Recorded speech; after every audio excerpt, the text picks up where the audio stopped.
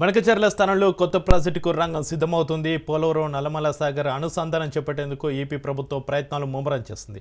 తొలుత బొల్లపల్లి జలాశయానికి నీళ్లు తీసుకెళ్లి అక్కడి నుంచి వెలిగొండ ప్రాజెక్టులో భాగంగా నిర్మిస్తున్న నల్లమల సాగర్ జలాశయానికి గోదావరి నీళ్లు తరలించాలనేది ఏపీ ప్రభుత్వ ప్రణాళిక. అవసరమైతే సోమశీలకు కూడా ఈ జలాలు మళ్లిస్తారు. తొలుత ఈ ప్రాజెక్టును చేపట్టి తదుపరి దశలో బనకచెర్లకు మళ్లించాలని రాష్ట్ర ప్రభుత్వం దాదాపు అంచనాకు వచ్చింది. అందుకే గత ప్రాజెక్టు డిపిఆర్ తయారీకి పిలిచిన టెండర్లను జలవనరుల శాఖ తాజాగా రద్దు చేసింది. కొత్తగా పోలవరం నల్లమల సాగర్ అనుసంధానం పేరుతోనే డిపిఆర్ తయారీకి టెండర్లు పిలువనున్నారు.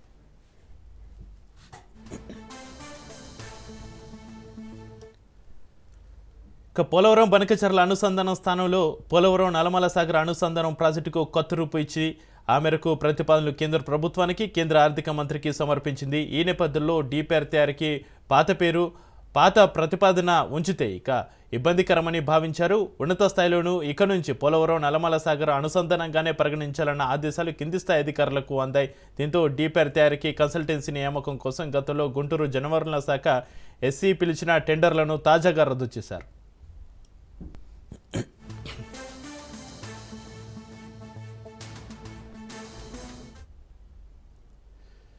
పోలవరం నల్లమల సాగర్ ప్రాజెక్టు నిర్మాణానికి 58,000 కోట్లు ఖర్చు అవుతుందని ప్రాథమికంగా అంచనా వేశారు. మొదట్లో భావించినట్లుగా 3 సెగ్మెంట్లలోనే పనులు చేస్తారు. 3వ సెగ్మెంట్లో గతంలో అనుకున్నట్లుగా బొల్లపల్లి జలాశయం నుంచి బనకచెర్ల వరకు కాకుండా బొల్లపల్లి నుంచి నల్లమల సాగర్ జలాశయం వరకే పరిమితం అవుతారు. ఇందుకు 9,000 కోట్లు ఖర్చు అవుతుందని లెక్క వేశారు. అంటే గతంలో కన్నా సుమారు 25,000 కోట్ల ఖర్చు అవుతుందని భావిస్తున్నారు.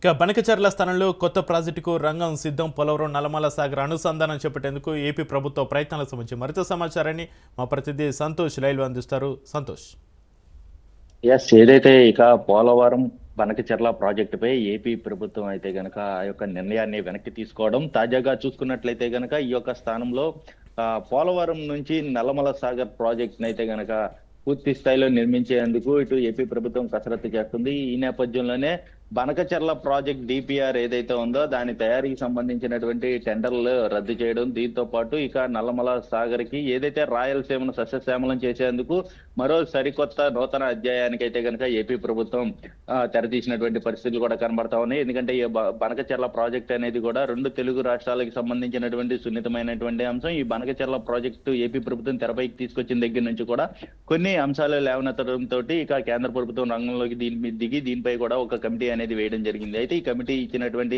నివేదిక ఆధారంగా కూడా ఏపీ ప్రభుత్వం సరికొత్త నిర్ణయం తీసుకున్నటువంటి పరిస్థితులు కూడా కనబడతా ఉన్నాయి.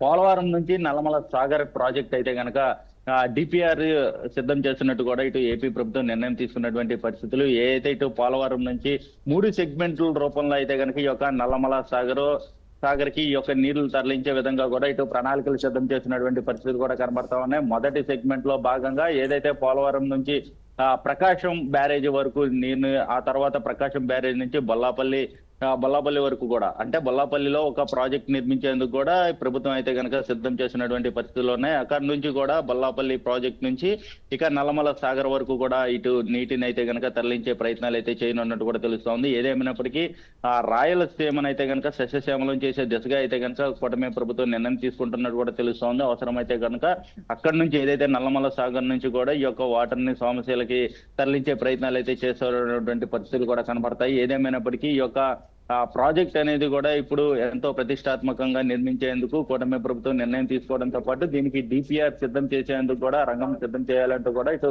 ప్రభుత్వం నిర్ణయం తీసుకున్నటువంటి పరిస్థితులు అయితే నెలకొన్నాయని కూడా తెలుస్తోంది. అయితే గత ప్రాజెక్ట్ కి ఈ ప్రాజెక్ట్ కి తేడా చూసుకున్నట్లయితే కనుకంటే గత ప్రాజెక్ట్ అయితే బనకచెర్ల ప్రాజెక్ట్ అనేది కూడా ఎక్కువ తోటి కూడుకున్నటువంటి వ్యవహారంతో పాటు అదేవిధంగా కొన్ని పరిశీలన అధ్యయనంలో భాగంగా ఈ యొక్క ప్రాజెక్ట్ ని తెరపైకి తీసుకురావడం, అయితే ఈ ప్రాజెక్ట్ ద్వారా వ్యయం తగ్గించడంతో పాటు నీటిని అయితే గనక సోమశీల ప్రాజెక్టు వరకు కూడా తరలించే అవకాశాలు ఎక్కువగా ఉన్నాయంటూ కూడా ఇటు ప్రభుత్వం అయితే గనక నిర్ణయం తీసుకోవడం కూడా జరుగుతూ ఉంది. అంటే ఏదైతే ఎత్తిపోతల పథకం కింద కూడా ఇటు దాదాపు 250 మీటర్ల వరకు మేరకు కూడా ఈ యొక్క వాటర్ ని పై వరకు తరలిస్తే చాలు అన్న దానిపై అయితే కనుక ఒక నిర్ణయంకి వచ్చినట్టు కూడా తెలుస్తోంది. ఏదేమైనప్పటికీ దీనికి సంబంధించినటువంటి నిర్ణయాన్ని ఇప్పటికే కేంద్ర ప్రభుత్వానికి అదేవిధంగా కేంద్ర ఆర్థిక మంత్రికి కూడా ఒక నివేదిక అనేది అందించడం కూడా జరుగుతా ఉంది. అంటే వ్యయం దగ్గర నుంచి కూడా పూర్తి స్థాయిలో నీటిని తరలించే విధంగా ఏ విధంగా ఎన్ని వందల టీఎంసీని ఇటు పూర్తి స్థాయిలో వినియోగించుకోవచ్చు, వీటన్నిటిపై కూడా ఒక కసరత్తు చేయనున్నట్టు కూడా తెలుస్తోంది. ఎందుకంటే బనకచెర్ల ప్రాజెక్ట్ పై చూసుకున్నట్లయితే కనుక ఇప్పటికే